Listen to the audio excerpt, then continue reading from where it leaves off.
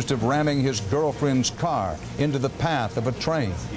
And a child's death raises new questions about the safety of the drug Ritalin. This is the CBS Evening News. With Dan Rather reporting from CBS News headquarters in New York.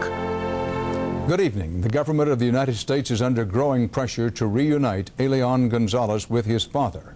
The Justice Department says it's received thousands of calls from the American public in the past 24 hours in support of Juan Miguel Gonzalez, the father, and he made a personal appeal to Attorney General Janet Reno in a face-to-face meeting today.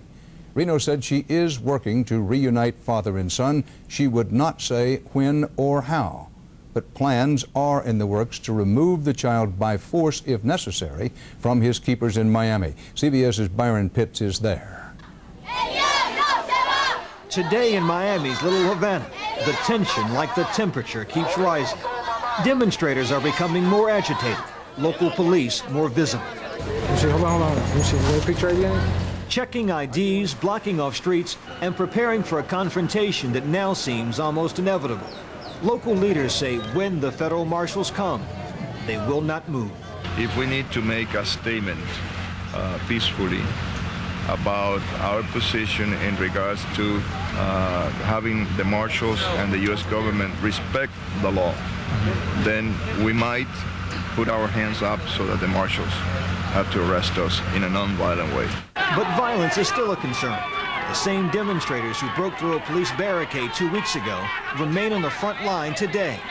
That's Benvenido Comas, then and now. The most I can say is that we'll form a human chain, and I guess we'll be arrested. You know, we'll just form a human chain, and You're prepared to go to jail if need be? Yes. Today in Washington, Elian's father, Juan Miguel Gonzalez, met briefly with Attorney General Janet Reno.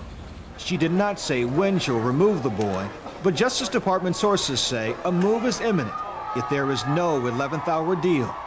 But according to this letter obtained by CBS News, Elian's father is in no mood to negotiate with his relatives in Miami. Addressed to the head of INS and written by his attorney, Gonzalez says he is concerned for Elian's safety, fearful the boy could be harmed by his great-uncle. Lazaro Gonzalez, he claims, is drinking heavily. He has access to firearms in the house. Tonight, CBS News has learned Elian's father is now prepared to travel to Miami in person to pick up his son if the government does not move quickly. Dan? Myron Pitts in Miami. If it comes to taking Elian from his great-uncle Lazaro by force, U.S. law enforcement officials have a plan. CBS's Jim Stewart in Washington reports how it would go down. If everything goes exactly as they want it to, a force of less than a dozen U.S. deputy marshals and INS agents will arrive at the Gonzalez home soon and leave not only with Elian, but his cousin Maurice Laces and any other family member who wants to go with them. Sources tell CBS News the Justice Department is strongly urging the family to send at least one representative along with Elian when he is taken, not only as a way of comforting the child, but of diffusing the anxious crowd outside. Current thinking is that Elian would not be taken to the Maryland home his father is staying at because it is seen as representative of official Cuban interest in the U.S. Several neutral sites are under consideration. But if nothing goes the way they want it to in Miami, federal officials are preparing for that as well. Elements of the Marshals SWAT-like Special Operations Group are available. The 1,100-member Miami Police Department, which will provide the bulk of security, has stationed a task force near the home, and the Florida Highway Patrol has placed units on alert. Lawmen are carefully watching the Gonzalez home, seen here in an aerial view, with the crowd of supporters to the left and television cameras directly in front. They have also noted that 5 blocks due south of the home is a high school athletic field that can easily accommodate helicopters if they're needed. Overall operational control of the mission belongs to John Marshall, Director of the Marshal Service, but the final go or no-go order will come only from Attorney General Janet Reno. The Justice Department remains hopeful they can pull this off without a great deal of trauma, but acknowledge that really depends on 2 things. The first is how the family handles itself inside the home, and secondly, how the crowd reacts outside. Right now, both seem unpredictable. Dan? Jim Stewart. In Pennsylvania, 2 women and 2 young children were killed when a train slammed into their car at a railroad crossing. How the car got there was no accident. As CBS's Jim Axelrod reports, police are calling it homicide, and a suspect is now in custody. His name is Carlos Santiago, and if police are right, he is filled with boiling rage, ice-cold blood, or a deadly combination of both. This is definitely one of the worst ones that I've been involved in. Pennsylvania State Police Lieutenant Edward Snyder is talking about what happened here when this car collided with a freight train. 2 women and 2 children were killed. I heard the screech of the train trying to stop, and it hits, and the car was like twirling and twirling. But police say it was no accident, which is where Santiago comes in. The driver of the car, a woman named Candace Wirtz, was his ex-girlfriend. How did her car end up on the tracks? Santiago, say police, in his car, pushed it there. He came up behind her. She stopped. He was pursuing her. She stopped. He hit her in the rear end. They both stopped momentarily, and then he accelerated and pushed her across the tracks. As the train was bearing down, Wirtz was on her cell phone, frantically screaming to the 911 dispatcher that a man she once had a restraining order against was pushing her onto the tracks. Sharing Wirtz's terror, her 2-year-old son, Wirtz's girlfriend, and that woman's 2-year-old. I've been doing this for 28 years, not in this area, and I never understand why the children are involved. Police won't release the 911 call and won't discuss a motive, but tonight, Carlos Santiago is looking at 4 counts of homicide, and the 2,400 people of Sinking Spring couldn't be any lower. Once everybody learned that it was homicide, that was the hard part, because you don't expect that to happen around a small area like this. Hardly anyone does anywhere, because if the police are right, on this Good Friday, the people here have seen the face of evil. Jim Axelrod, CBS News, Sinking Spring, Pennsylvania. There is a postscript tonight to the story of the 15-year-old suspect in Canada now charged with February's criminal hack attack on some of America's most popular websites.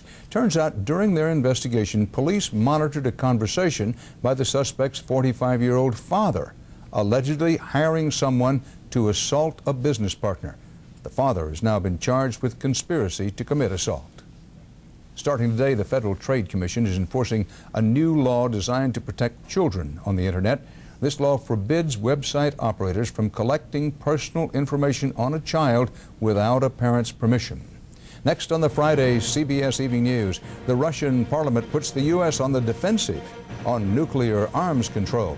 And then later, the ballooning debate again over automobile airbag safety. On the CBS Weather Watch, a powerful storm system stretched today from the Great Lakes to the Tennessee Valley.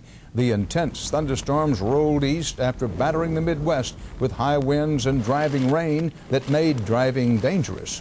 Some roads were flooded out entirely. There were at least 16 possible tornadoes and at least 1 storm-related death. President Clinton was questioned under oath for about 4 hours today by Justice Department officials investigating possible violations of campaign finance laws during the 1996 campaign. A White House source told CBS's Bill Plant the president is not a target in this investigation. A brief announcement by White House officials said Vice President Gore was interviewed separately earlier this week. The president today congratulated Russia's parliament for approving another weapons pact, saying it renews momentum for disarmament. President Clinton made no mention of the fact that this pact has been rejected by the U.S. Senate. In advance of a key United Nations conference, Russian officials are now in a position to say they've won up the U.S. on arms control. CBS's David Hawkins in Moscow has more about this. Realizing it's in no position to win another arms race with the United States, Russia is staking out the moral high ground, approving a major arms control treaty for the second time this month. Today, Russian lawmakers ratified the Comprehensive Test Ban Treaty, promising to end all nuclear test explosions. We think this is a very important step, primarily for the security of Russia, but also for international stability. 55 countries have ratified the treaty, but not the world's largest nuclear power, the United States. The U.S. Senate voted it down last year, handing President Clinton an embarrassing foreign policy defeat, critically undermining the administration's attempts to get other nuclear powers to sign on. Besides the U.S., other holdouts include China, Pakistan, India, and North Korea.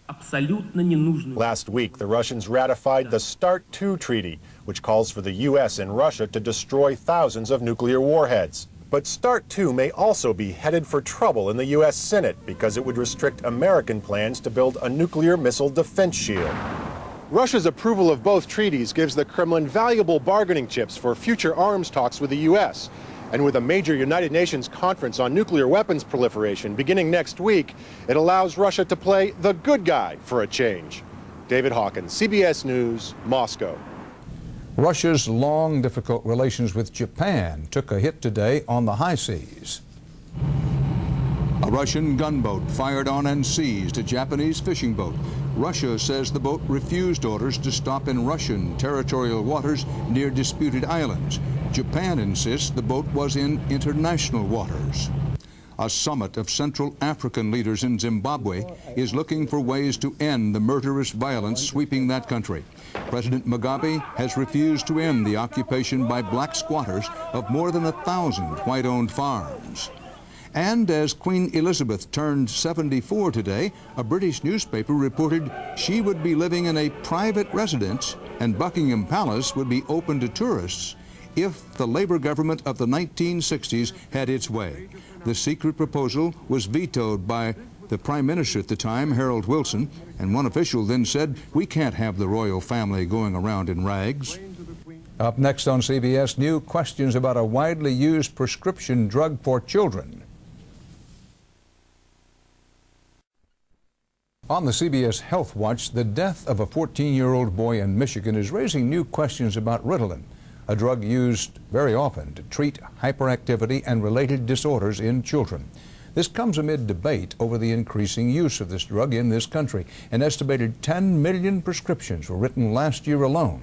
CBS News medical correspondent Elizabeth Caledon has been investigating the facts on Ritalin. Ritalin is no stranger to controversy. As the most widely used drug to treat attention deficit hyperactivity disorder in children, it has been criticized for being a quick fix for behavioral problems and for being vastly overprescribed. But now the drug is being blamed for the most serious side effect, death, and questions are being raised about its safety. Matthew Smith took Ritalin from age 6 to the day he died at age 14. He said, "I don't want to take it. It makes me feel stoned." And yet he took it. He took it because we told him that he needed to take it. On March 21st, the day these pictures were taken, Matthew collapsed at home and never revived. After an autopsy, the medical examiner's conclusion was that Matthew's heart had been damaged by long-term use of methylphenidate, the generic name for Ritalin.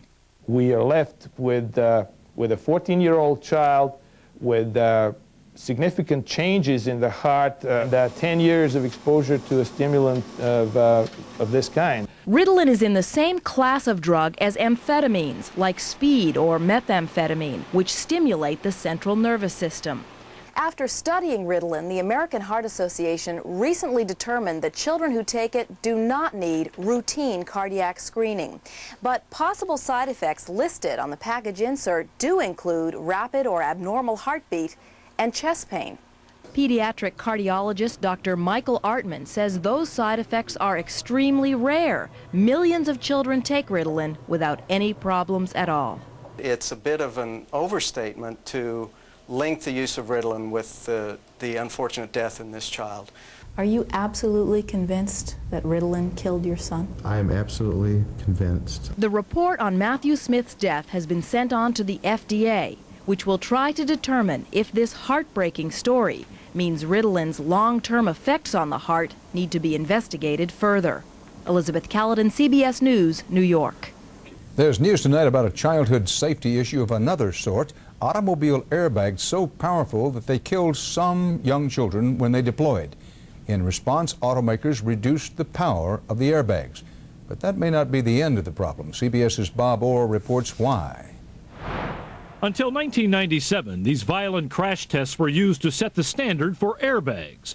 The bags had to be powerful enough to save an unbelted average-sized man in a 30-mile-per-hour collision. But that caused a deadly problem. Many of the airbags were so powerful, they were killing, not saving, children and small adults. Nearly 150 were killed by the force of the bags themselves, many in minor accidents. So the government suspended the test, allowing car makers to reduce the power of their airbags. It worked.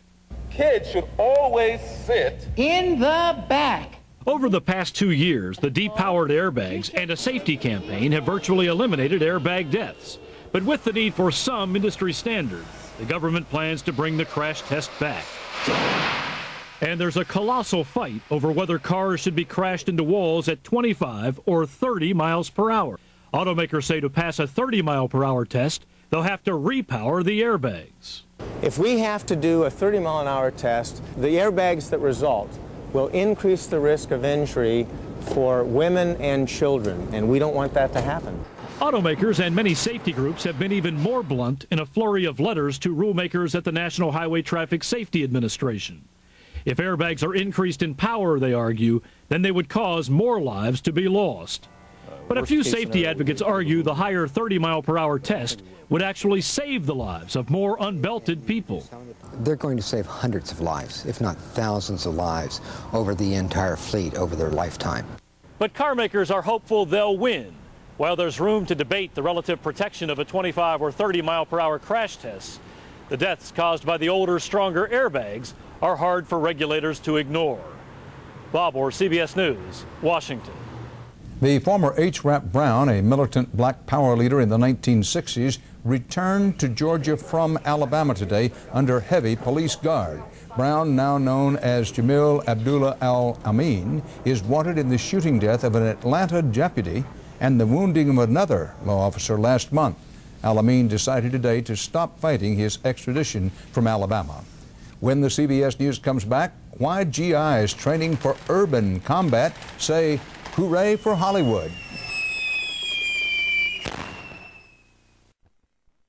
Any change happens. For years, the U.S. Army trained for open country warfare against the Soviets. Now, the Army is redirecting a lot of its training for the new down and dirty urban face of combat with some help from Hollywood. CBS's David Martin visited the set. A tank makes short work of a roadblock as American troops muscle their way into a mock village. Looks easy, but this is the worst place for a soldier to be. Urban areas are bad for you. We learned that from every war, every time we've gone into an urban area. And because it's something we don't like to do, of course, we'd like to stay away from it. But like it or not, that's where American troops are ending up these days, battling angry crowds and dodging snipers from Kosovo to Somalia. Which is why the Army's Andy Andrews, himself a veteran of urban combat, has built this $15 million village at Fort Knox, Kentucky. We'll take you in here, scare you some. You'll learn the realities of what it's like to operate in an urban environment without being injured. The idea is to make the training here as much like the real thing as possible. Loud, dirty, confusing, even scary. To do that, the Army turned to the capital of illusion, Hollywood, for some boffo special effects. The exploding car, for example. We visited both Walt Disney World and MGM Studios and Universal Studios, and we used a lot of their special effects within the site. Some of it is just pure Hollywood. A bridge blows up and becomes impassable for real. A telephone pole topples over. A gasoline station goes up in flames, all orchestrated from a control room. Fire. Hollywood might not be impressed, but for the Army, it's been a long time coming. Soldiers who have served in the Balkans now realize how unrealistic their training used to be.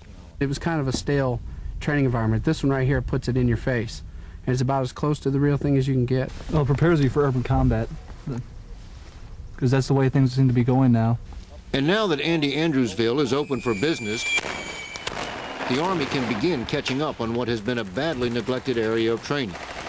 So far, the troops give it 2 thumbs up. David Martin, CBS News, Fort Knox, Kentucky.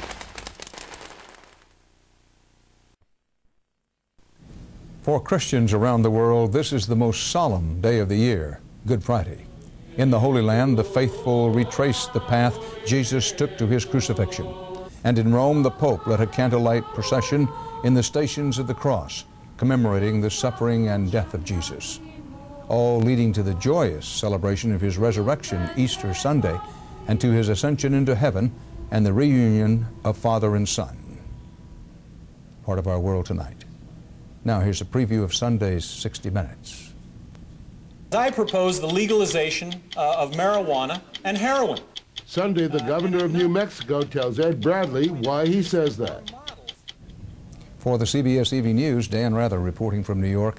For those of you celebrating the holidays, we wish you a happy Passover and a happy Easter. Good night. For news 24 hours a day, CBS.com on the internet and on our interactive partner, America Online at keyword CBS News.